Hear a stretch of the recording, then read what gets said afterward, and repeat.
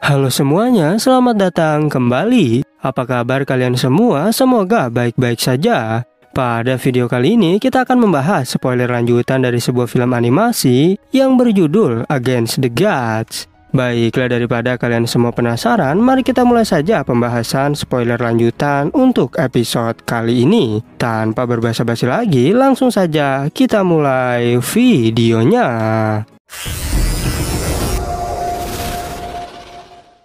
Cerita ini berlanjut, kita diperlihatkan Su Ling-er yang meminta sesuatu untuk bisa terus mengingat Yunche. Yunche pun memberikan sebuah cincin untuk dirinya, karena di masa depan ia akan kembali lagi untuk menikahi Su Ling-er. Kemudian Yunche pamit kepada Su Hengsan untuk pergi dari sana, dan ia bersama Qing Yue segera menuju ke portal milik Dewa Jahat.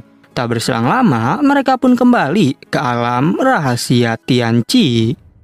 Sesampainya di sana, Yunche bertanya pada Molly, mengapa Dewa Jahat mengirimku ke alam ilusi? Molly menjawab bahwa itu bukanlah alam ilusi, melainkan dunia nyata. Meskipun benua Azure Cloud memiliki persamaan tatanan dengan benua Tianshuan, tapi ada yang salah dengan hukum waktunya. Mendengar perkataan itu membuat Yunche sangat terkejut, apalagi Roh Phoenix pernah bilang jika diriku melewati reinkarnasi dengan harta surgawi, sehingga butterfly effect merusak hukum sebab akibat yang ada di dunia ini. Yunche kembali bertanya apakah ada harta surgawi yang bisa merusak hukum sebab akibat. Molly menjelaskan bahwa cermin reinkarnasi merupakan peringkat terakhir dari 7 harta surgawi, dan jika ada orang yang mengaktifkannya, maka butuh waktu 20 tahun lagi agar bisa kembali berfungsi. Yunche teringat bahwa kakek Xiaoli bilang jika ayahnya mati diburu karena harta surgawi, dan satu-satunya peninggalan adalah liontin milik Yunche yang di dalamnya terdapat sebuah cermin kecil. Kemungkinan juga Su Ling-er telah dibangkitkan kembali saat Yunche bereinkarnasi. Molly mengatakan bahwa benua Tianshuan dan benua Azure Cloud memiliki jarak tidak terlalu jauh, sehingga Yunche bisa pergi ke sana setelah kekuatannya sudah meningkat. Dan Yunche pun berjanji pasti akan menemui Su Ling-er kembali. Di luar alam rahasia Tianqi, terlihat Chang Yue yang merasa khawatir terhadap Yunche. Tapi Yuanba berkata agar Tuan Putri tenang saja. Lagi pula Yunche adalah orang yang kuat. Di sisi lain, tetua Fan sangat marah pada Mu Tianbei yang telah membunuh Fan Juebi. Namun Fan Juicheng menjelaskan bahwa yang membunuh Fan Juebi adalah Yunche, sehingga tetua Fan berjanji pasti akan membantai Yunche sekarang juga. Tak berselang lama, Yunche dan Qing Yue keluar dari tempat itu. Tapi ketika tetua Fan mau menyerang, Yunche segera menyuruh Qing Yue untuk menghajarnya. Bahkan semua orang terkejut karena tetua Fan dibuat tersungkur. Diketahui bahwa sekarang ranah Qing Yue berada di tingkat Emperor Mistik, sehingga hal itu membuat Chu Yue-chan juga terkejut mengetahuinya. Tapi Qing Yue menjelaskan bahwa semua ini berkat Yunche yang menyelamatkannya dengan teratai hati kaisar. Kemudian Chu Yue-chan segera berterima kasih atas bantuan Yunche, dan ia bertanya pada tetua Fan apakah klan Burning Heaven sudah siap bermusuhan dengan istana Frozen Clouds. Namun saat situasi mulai memanas, datang tetua Lingkun yang menghentikan mereka. Tetua Lingkun memberitahu bahwa Wisma Gunung Tianjian bukanlah tempat untuk menyelesaikan dendam kalian, dan sekarang adalah waktunya untuk ritual penyegelan iblis. Bahkan jika kalian tak menaati aturan, maka jangan salahkan aku yang akan bertindak. Ling Yufeng berkata bahwa kalian baru saja keluar dari alam rahasia Tianqi dengan kondisi berbeda-beda, sehingga kalian boleh memilih untuk mengikuti ritual penyegelan iblis ataupun tidak. Dan karena Qing Yue tidak tertarik, ia pun segera pergi dari sana. Yunche mengatakan setelah kejadian ini aku tak bisa kembali ke istana Bluin, karena bagaimanapun juga klan Burning Heaven pasti akan memburuku. Chang Yue mengerti dan memeluk Yunche sambil mengingatkannya untuk berhati-hati. Setelah itu tibalah mereka di tempat ritual penyegelan iblis. Di sana, Tetua Ling Kun menjelaskan tentang pedang hukuman surgawi yang merupakan pedang raksasa terkuat untuk menekan iblis. Iblis yang telah tertangkap 100 tahun yang lalu sangatlah kuat, sehingga setiap 20 tahun sekali, maka seseorang akan diutus untuk memperkuat segelnya. Dan ternyata saat dibuka, rupanya ada seorang kakek tua yang disebut sebagai iblis terkuat.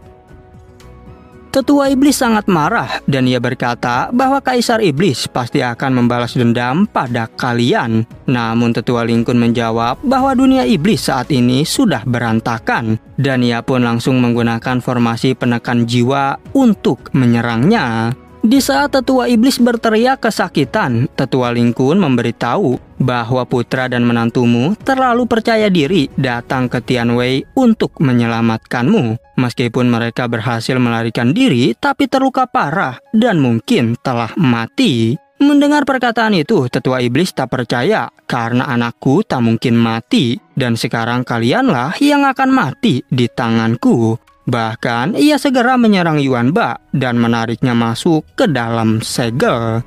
Yunce yang melihat hal itu tak tinggal diam. Ia segera menarik tubuh Yuan Ba. Sedangkan Tetua Ling Kun tak berani menyelamatkannya karena formasi ini sangatlah kuat. Sehingga Yunce terpaksa menggunakan teknik dewa jahat untuk menyelamatkannya.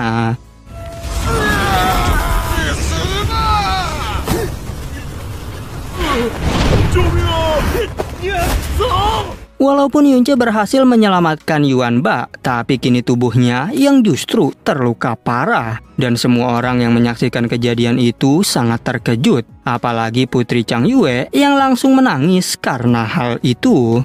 Setelah formasi pedang tertutup, kini Chang Yue pingsan seketika. Sementara Tetua Qin bertanya apakah formasi itu bisa dibuka kembali. Karena mungkin saja Yunce masih hidup. Tetapi Tetua Ling Kun menjelaskan bahwa formasi pedang mustahil untuk dibuka kembali. Bahkan ia saja membutuhkan 12 master tetua dari Tianwei untuk membukanya. Lagi pula, jika berhasil dibuka, pasti Yunce sudah mati. Ling Jie dan Ling Yun juga tak percaya jika hal ini bisa terjadi. Sedangkan Ketua Ling Yufeng menyuruh Ling Wugou untuk mengirim orang menjaga Yuan Ba. Dan juga segera menyuruh nenek Jiu agar jangan sampai jiwa dan tubuh Putri Chang Yue terluka karena hal ini. Perwakilan istana Frozen Clouds juga segera pergi dari sana.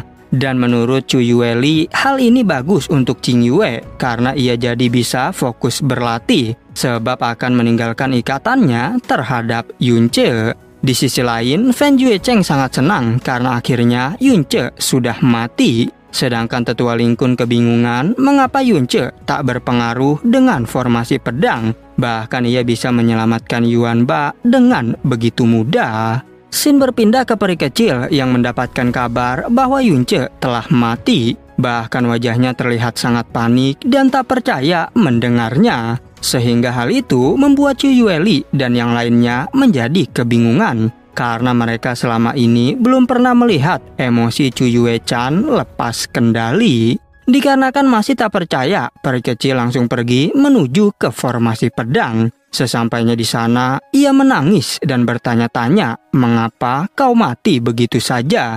Apakah kau lupa dengan janjimu untuk menaklukkan hatiku?" Peri kecil kini menjadi sangat marah, bahkan ia mengamuk dan terus menghancurkan formasi pedang. Sampai-sampai dirinya muntah darah dan kekuatannya terkuras habis. Kini Chu Yueli mengerti jika kakaknya itu telah jatuh cinta pada Yunce. Meskipun sudah menghabiskan semua kekuatannya, tapi apalah daya, formasi pedang sangatlah kuat. Bahkan formasi tersebut tak bergerak sedikit pun setelah diserang. Sehingga kini Chu Yueli membawa kakaknya itu untuk mengobati lukanya. Di tempat lain, Qing Yue juga tak menyangka bahwa suaminya kini telah mati. Bahkan ia merasa menyesal karena tak pergi menemaninya ke formasi pedang. Dan kini Qing Yue segera pergi ke sana untuk melihatnya sendiri. Setelah tiba di depan formasi pedang, Qing Yue mengatakan, bahwa di kehidupan selanjutnya biarkan aku kembali menjadi istrimu lagi. Dan pada saat itu aku berjanji akan menjadi istri yang baik untukmu. Tak berselang lama, datang Ling Yun yang bertanya, apakah di sini kau sedang mengenang temanmu? Tapi Qing Yue menjawab bahwa aku berada di sini untuk suamiku. Bahkan hal itu membuat Ling Yun tak percaya jika mereka ternyata sudah menikah.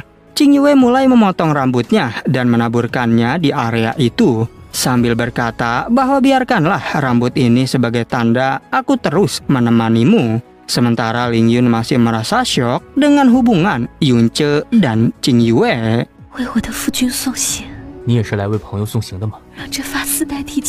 Xin berpindah ke Yuanba yang meminta maaf pada kakaknya karena kematian Yunce adalah kesalahannya. Dan ia berkata bahwa Yunce sangat baik kepadaku, tapi sekarang justru akulah yang membuatnya terbunuh.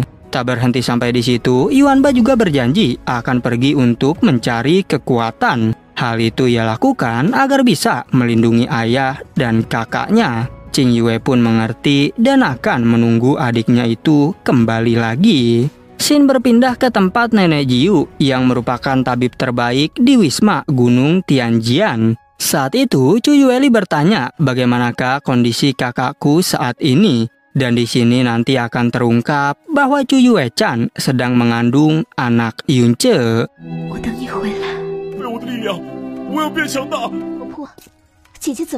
Dan pada akhirnya, spoiler untuk episode 34 pun bersambung.